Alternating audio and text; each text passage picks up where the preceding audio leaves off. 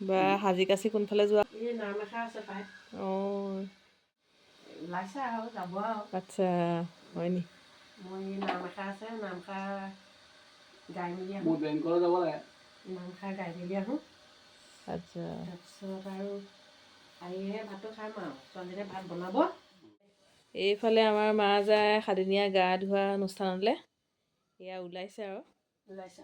অঁ নাম চাম গাব লাগিব নি? গাম অকণমান, এই বিয়া নাম অকণমান গাম। অঁ আচ্ছা বিয়ানাম এটা গাই শুনাচোন। এই গা ধোতে কি পানীও লৈ যাওঁ নি? অঁ গৰম পানী অকণমান লৈ যাম। গৰম পানীকণ লাগে। গৃহস্থক আমনি কৰিবলৈ বেয়া লাগে। হয় নেকি? নে যি টি পানী খাবলৈ বেয়া লাগে, নিজৰ ঘৰৰ পানী পানীৰ কাৰণে ভাল লাগে নি? নাখাওঁ, অঁ যি টি পানী নাখাওঁ, গৃহস্থকো বেয়া পাওঁ ক'বলৈ। নিজৰ পানীকণ লৈ গ'লে ভাল আৰু। নিজৰ পানীকণ থাকিবই লাগে। থাকিবই লাগে।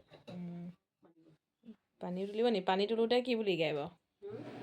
বিয়ানাম, পানী তোলা বিয়ানাম আছে নহয়। আছে। গাচোন এফাঁকি।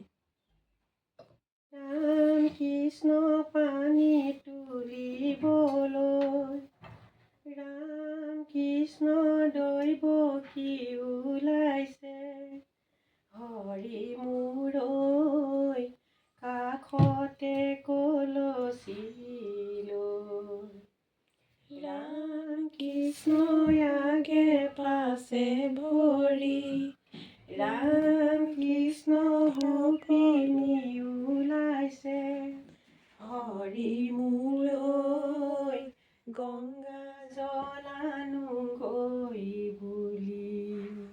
বা বঢ়িয়া দেই। হৰি মূৰৈ গংগা জলানোগৈ বুলি। হৈছে এতিয়া যাব হ'ল নি? 3বাৰ দিব লাগে ন? বাই বাই, মই বিয়ালৈ। মা যোৱাৰ পিছত মই এয়া খানা বনোৱাত লাগি আছোঁ। এইফালে দেখিছেনে ঢাকোনখন খুলি দিলত কেমেৰাত একদম ভাপখিনি লাগি গ'ল।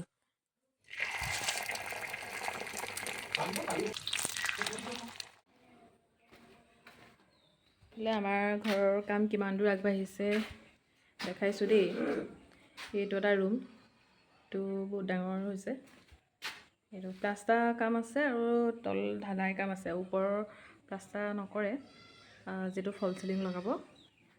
আৰু এইফালে এইখন আমাৰ মেইন দৰজাখন, দুটা ছাইডে মানে গ্লাছ হ'ব। কেনেকুৱা লাগিছে জনাবাচোন দেই।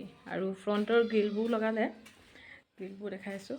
সেয়া ডিজাইনটো কেনেকুৱা হৈছে জনাবাচোন। আৰু এনেকৈ বাৰাণ্ডাৰেদি এনেকৈ ওপৰলৈ যাবগৈ।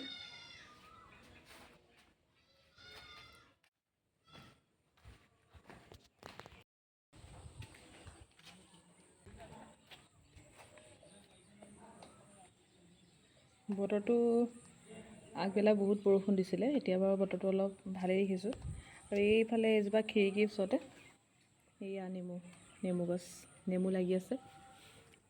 সৰু সৰু হৈ আছে, টিকলা টিকলা, ছিঙিব হোৱা নাই। এয়া আমাৰ টিকলা টিকলা নেমু। আজি ব্লগটো ইমানেই আছিলে। যদি ভাল লাগিলে লাইক কমেণ্ট কৰিবা আৰু নেক্সট ব্লগৰ সৈতে লগ পাম। আজিলৈ আহোঁ, বাই বাই।